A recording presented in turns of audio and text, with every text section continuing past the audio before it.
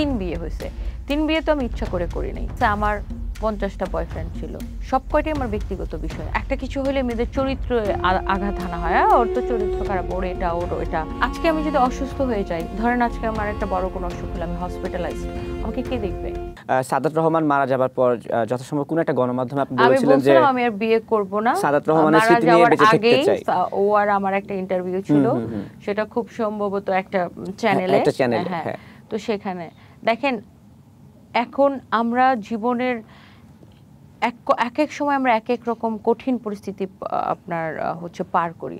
আপনার জীবনে ঠিক কোন সময় কোন ধাক্কা আসবে, কোন সময় আপনাকে কোন ডিসিশন নিতে হবে। আমরা অনেক সময় অনেক কথা বলি, হয়তো আমরা সবকিছু আমরা তো কেউ ফেরেশতা না ভাই, অবশ্যই, হ্যাঁ, আমরা কেউ ফেরেশতা না। আমরা আগে থেকে সবকিছু যা বলি, ধরেন ছোটবেলায় বলতাম আমি ডাক্তার হব, আমি কি ডাক্তার হয়েছি? আমি ছোটবেলায় বলতাম আমি পুলিশ হব, আমি কি পুলিশ হইতে পারছি? অনেক কিছু আমরা এরকম বলি যেটা হয়তো জীবনের সাথে মিলে না, বাট বাস্তব পরিস্থিতি আসলে ব্যতিক্রম। দেখা যেত, হ্যাঁ, আমি আজকে সিঙ্গেল উইমেন থাকতে পারতাম, বাট দেখা গেছে যে সেক্ষেত্রে আমাকে অনেক কিছু ফেস করা লাগতো, বা আমাকে ডিপ্রেশন থেকে বের হয়ে আসার জন্য।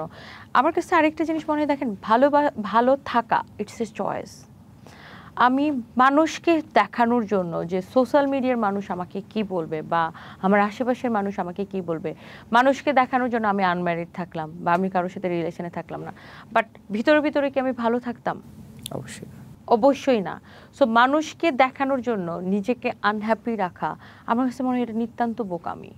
ভালো থাকা ইটস এ চয়েস। আমি যখন ডিপ্রেশনে ছিলাম, আমি যখন হাউমাউ করে কান্না করতাম, কেউ এসে আমার চোখের পানি মুছে দিত? কেউ এসে আমার মাথায় হাত রেখে বলতো, আচ্ছা তনি, তুমি 7 দিন কাজ করো না, আমি তোমার ফ্যামিলি চালাই? অবশ্যই না। তো আজকে আমি যদি অসুস্থ হয়ে যাই, ধরেন আজকে আমার একটা বড় কোনো অসুখ হলে আমি হসপিটালাইজড, আমাকে কে দেখবে? আমার মাথার উপর কিন্তু, হ্যাঁ, আমার সন্তানরাও ছোট, আমার মাথার উপর কিন্তু বট গাছ নাই, আপনি চিন্তা করেন, আমার কিন্তু বাবাও নাই, আমাকে কে দেখবে? তো মানুষ দূর থেকে অনেক কিছুই বলতে পারে, বাট আমার কাছে মনে হয় যে মেয়েদের ক্ষেত্রে এই কথাগুলো বেশি হয়, যে মেয়েদের একটা কিছু হলে মেয়েদের চরিত্রে আঘাত হানা হয়, ওর তো চরিত্র খারাপ, ওর এটা ওর এটা। যেমন আমার ক্ষেত্রে বলা হয়, আচ্ছা 3 বিয়ে হয়েছে, 3 বিয়ে তো আমি ইচ্ছা করে করি নাই। আমার প্রথম বিয়ে, যেটা একটা মিস্টেক ছিল, একটা ভুল ছিল, আমার বয়স কম ছিল, আমি টিনেজে যে ভুল করেছি, এবং সেই ভুল থেকে আমি বের হয়ে এসে নিজেকে প্রমাণ করেছি, আমি কাজ করে নিজের পরিচয় তৈরি করেছি, আমি কিন্তু কারো পরিচয় পরিচিত হইনি। আমার দ্বিতীয় বিয়ে, সেটা আমি ভালোবেসে বিয়ে করেছি, অসম্ভব ভালো মানুষের সাথে আমি সংসার করেছি, তার কাছ থেকে আমি অনেক কিছু শিখেছি, এবং অসম্ভব ভালো মানুষ ছিল। সে যদি মারা না যেত, আমার তো তৃতীয় বিয়ের দরকার ছিল না। সো আমার জীবনের পরিস্থিতি, জীবন আমাকে এখানে এনে দাঁড় করিয়েছে। সো আর আমার মেয়েদের ক্ষেত্রে আমি বলবো যে লোকে কি বললো সেটা আপনার চিন্তা করা দরকার না। আপনি ভালো আছেন কিনা, আমি ভালো থাকলে আমি কিন্তু অন্যকে ভালো রাখতে পারবো। আমি যদি ভিতরে ভিতরে খারাপ থাকি, আমি কিন্তু আমার সন্তানকে ভালো রাখতে পারবো না, আমি কাউকে ভালো রাখতে পারবো না। আমার মেজাজ খারাপ থাকলে আমি সবার সাথে মেজাজ দেখাবো। সো ভালো থাকা ইটস এ চয়েস। আচ্ছা, এই যে মেয়েদের কাজে অনেক বাধা, হ্যারাসমেন্টও অনেক বেশি হয়। দেখেছি যে রিসেন্টলি অনেক ইনফ্লুয়েন্সার বলুন, সেলিব্রিটি বলুন, কন্টেন্ট ক্রিয়েটার হাতে বিভিন্ন সংখ্যা লিখে জানান দিচ্ছে, আপনিও দিয়েছেন। আমি এই প্রসঙ্গটা নিয়ে কথা বলতে চাই যে একজন নারী উদ্যোক্তা, আমি যদি বলি আপনাকে অনেকেই চিনে, কেমন বাধা, কি বাধা পান আসলে কাজ করতে গেলে, এবং সেই বাধাগুলো কোথা থেকে আসে? বাধাগুলো দেখেন, মেয়েরা কাজ করা মানে তোমার কোনো ক্রেডিট নেই, তোমার কেউ দিয়ে দিছে, হ্যাঁ, হয় তোমার বাপ দিছে, নয় তোমার জামাই দিছে, তোমার কোনো ক্রেডিট নেই। মানে হয় কি, কিছু মানুষ কেন জানি মেয়েদেরকে ক্রেডিট দিতে চায় না, ক্রেডিটটা ঘুরে ফিরে মানে কোনো পুরুষ মানুষের উপর দিয়ে দিতে চায়। আর মেয়েদেরকে অ্যাটাক করার একটা মানে কিছু সবার না, আমি আবারও বলতেছি, কিছু মানুষের একটা নোংরা মেন্টালিটি থাকে যে একটা মেয়েকে তার চরিত্র নিয়ে তাকে অ্যাটাক করতে হবে।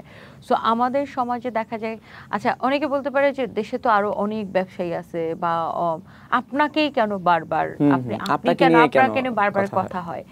দেখেন, অনেকেই আছে, তবে বেশিরভাগ মানুষ ভয় পায়, এগুলোর প্রতিবাদ করে না।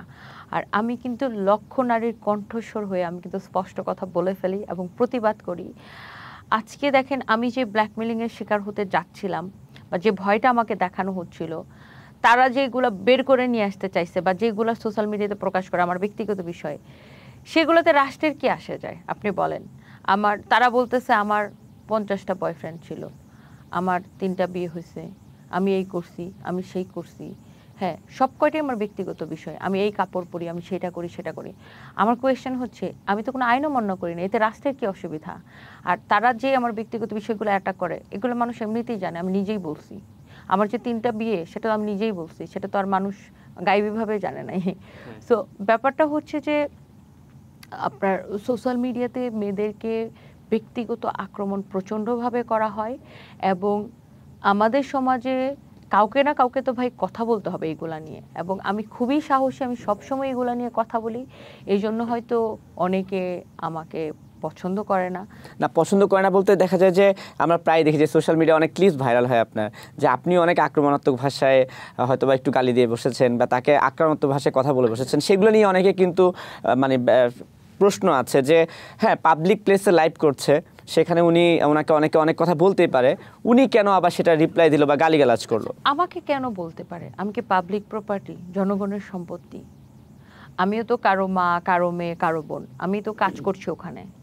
তো আমাকে কেন বুলিং করা হয়? এখন আমি কাকে গালি দিছি? যাদেরকে গালি দিছি তারা সামনে আসুক। বা আমি কাকে মানে কড়া ভাষায় জবাব দিছি? যাদেরকে দিছি তারা সামনে আসুক। কেউ আসে না তো সামনে, কেন আসে না? আপনাকে দিছি বা কাউকে দিছি? কাউকে দেই না। আমি নিজে থেকে কাউকে কিছু বলি নাই কখনো। যারাই আমাকে খুবই নোংরা ভাষায় বুলিং করছে, আপনি আগে দেখবেন যে আমার লেট হাজবেন্ড থাকতে সারাক্ষণ বুড়া বেটার বউ, বুড়া বেটার টাকা দেখে বিয়ে করছে, লোভী মহিলা, লোভী। 2020 থেকে 20-এর পর থেকে আমি যখন থেকে সোশ্যাল মিডিয়ায় কাজ শুরু করছি, তখন থেকে যে আমাকে বুলিং, হয়রানি হতে হচ্ছে, স্টিল এখনো হতেই হচ্ছে। সো পাবলিক প্ল্যাটফর্মে আমাকে কেন বুলিং করা হয়? আজকে আপনাকে যদি কেউ 10টা নোংরা কথা বলে, আপনি তো একটা কথার উত্তর দিবেন না? সহ্য ক্ষমতা তো আছে, সহ্য ক্ষমতারও তো একটা লিমিট আছে। আর আমাকে, যেহেতু আমার জীবনটা একটু, সব মানুষের জীবন তো একরকম হবে না, আমার জীবনটা একটু ব্যতিক্রম, আমার জীবনে অনেক কিছু হয়েছে। সো মানে দেখেন, আমি একটার পর একটা ধাপের মাধ্যমে, মানে একটা ধাপ পার হয়েছি। সো আমাকে বারবারই বুলিং করা হয়েছে নোংরা কথায়, বা এখনো হয়, অনেক প্রচুর নোংরা কথা আমাকে বলা হয়। তো আমি যখনই সেগুলোর প্রতিবাদ করি বা কড়া ভাষায় উত্তর দিই, তখন আমারটা মানুষ দেখে, বাট যারা বলে তাদেরকে কেন থামানো হয় না? আজকাল এত নোংরা ভাষা ইউজ করা হয় সোশ্যাল মিডিয়াতে, আর ফেসবুকটা এত অ্যাভেলেবেল, সবার হাতে ফোন, সবাই ফেসবুকে দেখেন, সে একটা বাংলা লাইন সে সুন্দর করে লিখতে পারে না, সে প্রত্যেকটা বানান ভুল, বাট সে আপনার চরিত্র নিয়ে কথা বলতেছে। সে কিন্তু আমাকে সে কিন্তু ব্যক্তিগতভাবে চেনে না, সে কিন্তু দেখে ক্যামেরায় আমি কাজ করতেছি, অতটুকুনি। সে ধরেন আমি থাইল্যান্ড থেকে ইম্পোর্ট করি, কাপড় কিনতে যাই, সে বলতেছে থাইল্যান্ড যাই আমি অন্য কিছু করে টাকা ইনকাম করতেছি। ভাই, তুই দেখতেছো যে আমি ফেসবুকে লাইভ করে নিজের প্রোডাক্ট বিক্রি করে টাকা ইনকাম করতেছি, কিন্তু সে বলতেছে না আমি থাইল্যান্ড যাই অন্য কিছু করতেছি। লাইক এখন কিছু মানুষের, আমি যদি আমার জায়গা থেকে না বলি, কিছু মানুষের চিন্তাভাবনা, ধারণা আপনি চেঞ্জ করবেন কিভাবে? তো সেক্ষেত্রে অনেকে চুপ থাকে, আবার আমাদের মতো অনেকেই কথা বলে, আমাদেরকে বলতে হয়। সমাজে সবাই চুপ থাকলে তো হবে না। এখন আরেকটা বিষয় আছে, আমার কাছে ব্যাপারটা মনে হয় যে বিশেষ করে সোশ্যাল মিডিয়ায় শুধু যে আসলে নারীরাই, মানে আপনি যে বললেন না যে অনেক ধরনের মন্তব্য করে, বাজে মন্তব্য করে, এমন না। আসলে পাবলিক ফিগার যারা আছে তাদের প্রত্যেককে বিভিন্ন ধরনের এই ধরনের কথা শুনতে হয়। ব্যাপারটা অনেকটা এরকম যে আমার বলার স্বাধীনতা আছে, কিন্তু তোমার বলার স্বাধীনতা নেই। আমার যা মন চায় আমি তনিকে নিয়ে কমেন্ট করতে পারবো, কিন্তু তনি রিপ্লাই আমার কিছু বলতে পারবে না। এখন আমাদের দেশে হচ্ছে বাক স্বাধীনতার মানে হয়ে গেছে, বা মত প্রকাশের মানে হয়ে গেছে যে আমি তোমাকে যা খুশি বলবো, তুমি আমাকে কিছু উত্তর দিতে পারবে না। তাহলে ভাই এটা কিভাবে তুমি তোমার মত প্রকাশ করতেছো, আমি আমার মত প্রকাশ করতেছি, তোমারও স্বাধীনতা আছে, আমারও স্বাধীনতা আছে, এবং মত প্রকাশে সংঘর্ষ লেগে যাচ্ছে। যে শুধু মেয়েরা হচ্ছে তা না, কিন্তু সোশ্যাল মিডিয়াতে ছেলেরাও হচ্ছে, আপনাকেও তো বুলিং করা হয়। সেটাই বলছিলাম যে আপনি যদি দেখেন বাংলাদেশের, আমরা যদি বলি নাম্বার 1 সুপারস্টার সাকিব খান, ওনাকে কি পরিমাণ বুলিং করা হয়, কাকে বুলিং করা হয় না? এখন যে ক্ষমতায় আছেন প্রধান উপদেষ্টা ডক্টর মোহাম্মদ ইউনূস সাহেব, ওনাকে বুলিং করা হয় না? ওনাকে মানুষ খারাপ কথা বলতেছে না? কাকে হয় না? আপনি একটা মানুষকে দেখান যে তাকে নিয়ে কেউ খারাপ কথা বলে না, ছেলে হোক মেয়ে হোক, বাংলাদেশে পরিচিত স্টার, সুপারস্টার, রাজনৈতিক ব্যক্তিত্ব, মিডিয়া পার্সোনালিটি, ডক্টর, ইঞ্জিনিয়ার, যারাই পরিচিত ব্যক্তিত্ব, যাদেরকে মানুষ চেনে, কে বুলিং এর শিকার হয় না? একটা মানুষ আপনি আমাকে দেন। আর ব্যাপারটা হচ্ছে যারা বুলিং করে, আপনি চেক করেন কিনা জানি না, আমি মাঝে মধ্যে প্রোফাইল চেক করি, আমার কাছে মনে হয় পার্সোনালি যে আসলে যে সমাজে থাকেন অনেক বেকার, কাজ নেই, কর্ম নেই, বসে আছে, কি করবে, তো মনে হয় যে একটা তনিকে একটা গালি দিয়ে আসি, তানভীরকে একটা গালি দিয়ে আসি বা একটা ব্যাড কমেন্ট দিয়ে আসি। আমি সবসময় বলি যে দেখেন ভাইয়া, আপনার কি সময় আছে কাউকে বুলিং করার বা কাউকে একটা খারাপ কমেন্ট করার? আপনার করতে ইচ্ছা করলেও তো আপনি করবেন না, কারণ আপনি একটা পার্সোনালিটি সম্পন্ন মানুষ, বা আপনার একটা চারপাশে মানুষ আছে, তারা দেখবে যে আচ্ছা এই তানভীর তো অমুক অমুক কমেন্টটা করতেছে, ও তো লোক ভালো না। ব্যাপারটা এরকম না। আমরা তো মানুষকে খারাপ কমেন্ট করব দূরের কথা, আমি তো মানুষকে 2টা কমেন্ট করি, কংগ্রেচুলেশনস, না 3টা, happy birthday, thank you so much. আর সময় নাই না, দেখেন খারাপ কমেন্ট করবো তো দূরের কথা, ইভেন যারা কাজ করে, আর সেই ক্যামেরার পিছনে ভাইয়ারা যারা কাজ, এখন আমাদের সাথে যারা কাজ করতেছেন পিছনে যারা ভাই আছেন, আমার মনে হয় না কেউ কাউকে মানে কমেন্ট করার সময় পায়। কমেন্ট কারা করে, বা বাজে কমেন্ট কারা করে, মানে বাজে কমেন্ট কারা করে? যাদের কোনো কাজ নাই, বেকার লাইফলেস মানুষ। চিন্তা করেন, নিজের খেয়ে দেয়ে কোনো কাজ নাই, এই টনি কি করলো, তার ব্যক্তিগত জীবনে কি হলো সেটা নিয়ে পড়ে আছে, তাহলে কতটা লাইফলেস হলে অন্য মানুষের জীবন নিয়ে পড়ে থাকতে পারে। দেখেন, আমার তো নিজের জীবন ছাড়া আমি অন্য কারো জীবন নিয়ে চিন্তাই করতে পারি না, কারণ আমার সময় নেই অন্য কারো জীবন নিয়ে চিন্তা করবো। আমার কাছে মনে হয় তারা যদি অন্যের জীবন নিয়ে চিন্তা করা, বা সাকিব খান কী করলো, অপবিশ্বাস কী করলো, বুবলি কী করলো, হ্যাঁ, সো অন্য মানুষের জীবন নিয়ে চিন্তা না করে যদি নিজের জীবন নিয়ে চিন্তা করতো, তাহলে কিন্তু অন্য মানুষ নিয়ে জীবন নিয়ে চিন্তা করার সময় পেতো না। আরেকটা জিনিস তানভীর ভাই আমি খেয়াল করছি, সেটা হচ্ছে যে আপনার বুলিং যারা করে না, ম্যাক্সিমাম ফেক আইডি। হ্যাঁ, ফেক আইডি। আমি দেখি প্রোফাইলে ছবিও থাকে না, প্রোফাইলে ছবিও থাকে না, আকাশের তারা, বাতাসের পানি, লাইক এই ধরনের আইডি। এবং ম্যাক্সিমাম গুলোতে দেখবেন যে ওর আইডিতে দেখাচ্ছে 10টা ফ্রেন্ড, 12টা ফ্রেন্ড, 1টা ফ্রেন্ড, 2টা ফ্রেন্ড, লাইক এরকম ম্যাক্সিমাম হচ্ছে ফেক আইডি। তার মানে একটা জিনিস কিন্তু ক্লিয়ার, মানে ওরা এটা খুলে হচ্ছে মানুষকে গালি দেওয়ার জন্য, অবশ্যই সময় কাটানোর জন্য, অবশ্যই সময় কাটানোর জন্য। মানে এটাতে এরা কি মজা পায় আমি জানি না, বাট আমার কাছে মনে হয় যে একটা জাতি কে উন্নয়নের জন্য বা একটা দেশকে উন্নতি করার জন্য এই জাতিকে কাজে লাগাইতে হবে ভাই। এই সোশ্যাল মিডিয়ার এই যে বাজে আসক্তি, মানুষের পিছনে পড়ে থাকা, মানুষের জীবন নিয়ে পড়ে থাকা, এই বাজে আসক্তি থেকে বের করে মানুষকে কাজে লাগাইতে হবে। দেশের জনগণ কিন্তু দেশের শক্তি, বাট আমাদের দেশের জনগণ দেখা গেছে কিছু জনগণ মানে এটারে বেকার কাজে, মানে শক্তিকে অপচয় করতেছে, তারা এটাকে ভালো কাজে লাগানো উচিত। আমার কাছে মনে হয় যে এই প্রসঙ্গ থেকে বের হয়ে এটা বলে দিই যে যখন টনি তো ফেসবুক লাইভে আসছে, সে অনলাইন সেল করছে, এটা কিন্তু তার আয় হচ্ছে। তুমি গালিগালাজ না করে তুমিও সেম কাজ করো, মনে হয় তোমার করে টাকা কামাই হবে। নেগেটিভটা না ধরে পজিটিভটা ট্রাই করো না, যে ও কামাচ্ছে আমি কেন কামাই না, আমিও চেষ্টা করি। অথবা দেখেন আজকাল ফেসবুকে আরেকটা বিষয় হয়েছে কি জানেন, নেগেটিভ পাবলিসিটি। দেখেন আজকাল ফেসবুকে আপনি একটা পোস্ট দিলেও টাকা দেয়, ছবিও দেওয়া লাগবে না, একজন একটা নিয়ে লাইন লিখবেন যে এই টনি তো অমুক, বা এই তানভীর তো অমুক, বা সাকিব খান তো ওরকম, ওটা লিখলেই কিন্তু আপনি টাকা পাচ্ছেন। যাদের মানে মনিটাইজেশন, আজকাল তো আইডিতেও টাকা দিচ্ছে না, মাইডিতে টাকা দিচ্ছে, ভিডিওতে টাকা দিচ্ছে, ছবিতে টাকা দিচ্ছে, সবকিছু টাকা দিচ্ছে। এখন মানুষটা একটা সোশ্যাল মিডিয়ার ইনকামের একটা নেশায় পড়ে গেছে, বাট সেটা খুব কিছু মানুষ খুব পজিটিভলি এটাকে ইউজ করতেছে। দেখেন বড় বড় কন্টেন্ট ক্রিয়েটর আছে যারা খুব ভালোভাবে আর্ন করতেছে, আর কিছু মানুষ আছে এটাকে বাজেভাবে ইউজ করতেছে, এবং সেই সংখ্যাটা কিন্তু বেশি। হ্যাঁ, পজিটিভ যারা ইউজ করছে সেটা কিন্তু সংখ্যাটা কম। আমি কিন্তু এই যে আমার এই যে মামলা করলাম, এই মামলায় একটা আসামি আছে, ওই মেয়েটাকে আমি জিজ্ঞাসা করছি যে তুমি কেন আমাকে এইভাবে বুলিং করো। আচ্ছা, বলে তা আপনার নিয়ে নেগেটিভ ভিডিও বানাইলে আমার ভিউ বেশি হয়, ফেসবুক থেকে টাকা বেশি আসে।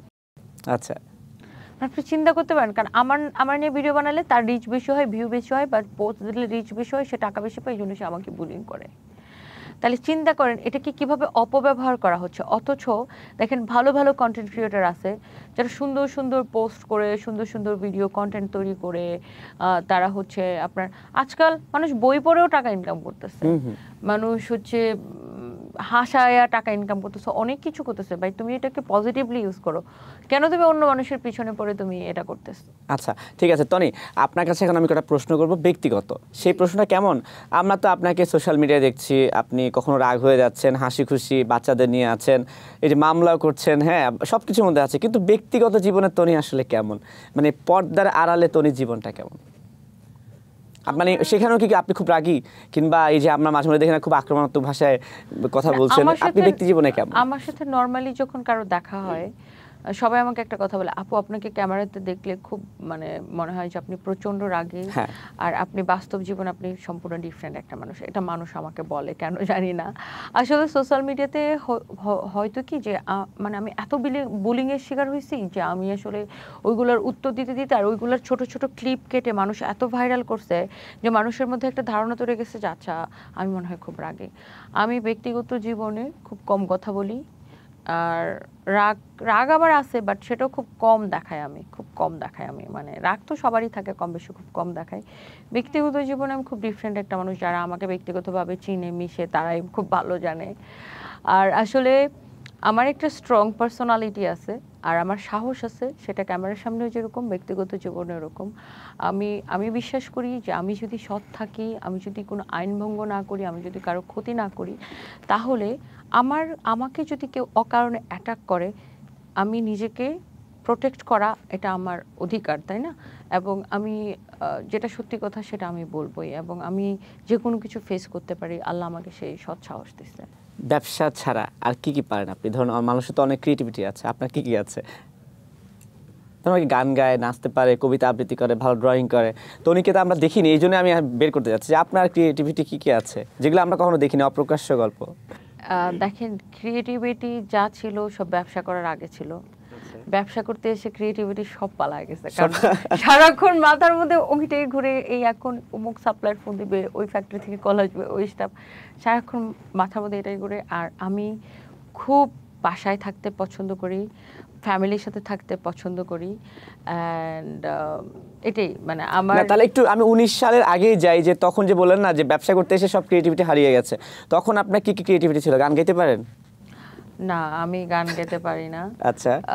কারণ আমি খুব চিৎকার করতে পারি, গান গাইতে পারি না। বাট আমি যেমন বই পড়তে পছন্দ করতাম, প্রচুর গল্পের বই, আর হচ্ছে আমি আবৃত্তি করতাম।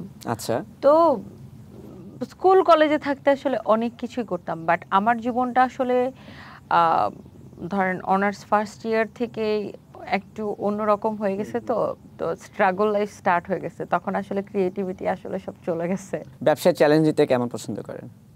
হ্যাঁ, আমি চ্যালেঞ্জ নিতে খুবই পছন্দ করি, এবং আমি আসলে অনেক স্বপ্ন দেখি, আর আমি বিশ্বাস করি স্বপ্ন মানুষকে অনেক দূর নিয়ে যায়।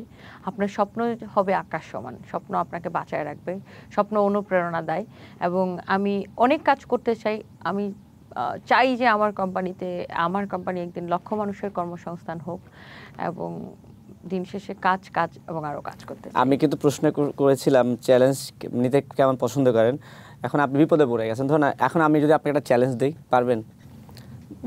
ধরুন যে বলছিলেন না যে আমি খুব ভালো কবিতা একসময় পড়তে আবৃত্তি করতে পারতাম, এখন একটু চ্যালেঞ্জ দিলাম যে আমাদেরকে একটু শুনান, দর্শকরা একটু তনির একটা অন্য একটা গুণ দেখুক। আমি বললাম না যে আমি দুইটা লাইনও বলতে পারবো না, এখন আমার মাথায় সারাদিন আপনি ধরেন আমার সাথে আমার শোরুমে চলেন, আপনি আমার শোরুমে যদি ধরেন একটা শোরুমে এখন ধরেন 50,000 পিস প্রোডাক্ট আছে, আমি প্রত্যেকটা প্রোডাক্টের প্রাইস না দেখে আপনাকে আমি দূর থেকে বলে দিব, মানে প্রাইস ট্যাগ আমি দেখবো না, আমি এখান থেকে বলে দিব যে এটার প্রাইস এত, এটার প্রাইস এত, এটার প্রাইস এত।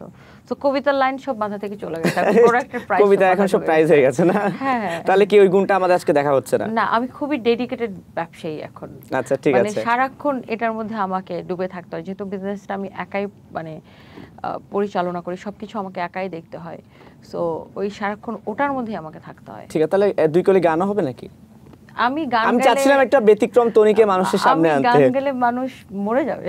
না, মরবে না, যে একটু ট্রাই করে দেখেন না, ধরুন বাসায় কোন গানটা গুনগুন করে গান গাওয়াই হয় না, কারণ আমি আসলে ভাই ওই যে মানে আমি এত জোরে জোরে কথা বলি, আর এত কথা বলি আমার মনে হয় আমার টোনেই চেঞ্জ হয়ে গেছে। আচ্ছা, সো আমি গান গেলে মানুষ মরে যাবে। ঠিক আছে, আমরা সেই দিকে না যাই, ব্যর্থতার দিকে নাই গেলাম। বিভিন্ন জায়গায় তো ঘুরেছেন, বাংলাদেশের বিভিন্ন জায়গায় গিয়েছেন, আপনার কাছে একটু অভিজ্ঞতা জানতে চাই বিভিন্ন জেলা সম্পর্কে। আসলে আমরা এই বছর একটা জিনিস চালু করেছিলাম, সেটা হচ্ছে জেলায় জেলায় সানভিস বাই তনি। আচ্ছা। সো আমি যখন লাইভ করি বাংলাদেশের একদম টেকনাফ টু তেতুলিয়া অনেক মানুষ আমার লাইভ দেখে, একদম বাংলাদেশি ভাই বোনরা যারা পৃথিবীর যেই যেই দেশে আছে সবাই আমার লাইভ দেখে, এবং আলহামদুলিল্লাহ সবাই আমাকে চেনে। সো অনেক রিকোয়েস্ট আসে আপু এই জেলায় শোরুম দাও, ওই জেলায় শোরুম দাও, ওই জেলায় শোরুম দাও। তো আমরা যেটা করছিলাম যে জেলায় জেলায় সানভিজ বাইতনি, অনেকগুলো জেলাতে আমরা সোলো ফেয়ার করছি, যে সানভিজ বাইতনির একা আমরা ফেয়ার করছি। তো সেখানে যে জেলাগুলো নিয়ে বেশি নেগেটিভ প্রচার করা হয়, বা যেমন ধরেন ব্রাহ্মণবাড়িয়া, ব্রাহ্মণবাড়িয়ার মানুষ খালি মারামারি করে, ব্যাপারটা এরকম প্রচার হয়। বাট ব্রাহ্মণবাড়িয়াতে মানুষ এত আন্তরিক, ভয়াবহ রেসপন্স পাইছে আমরা আলহামদুলিল্লাহ। ব্রাহ্মণবাড়িয়ার মানুষজন এত আন্তরিক ছিল। নোয়াখালী, ও মাই গড, আমার স্টাফরা বলে ম্যাডাম, আমার 25টা কি 30টা স্টাফ গেছিল নোয়াখালী ফেয়ারে, বলে ম্যাডাম আমাদের খাবার কিনতে হয় নাই। নোয়াখালীর মানুষজন 7 জন 8 জন করে খাবার নিয়ে আসে। আমার খুব প্রাউড ফিল হচ্ছে কারণ আমি নোয়াখালীর। হ্যাঁ, same goes to Comilla, same goes to Barisal. So দেখা যায় সোশ্যাল মিডিয়াতে যে জেলাগুলোকে নিয়ে খুব ট্রল করা হয়, হাসাহাসি করা হয়, সেসব জেলা থেকে আমরা বেশি রেসপন্স পাইছি, এবং সেসব জেলার মানুষই বেশি আন্তরিক, ট্রাস্ট মি ভাইয়া।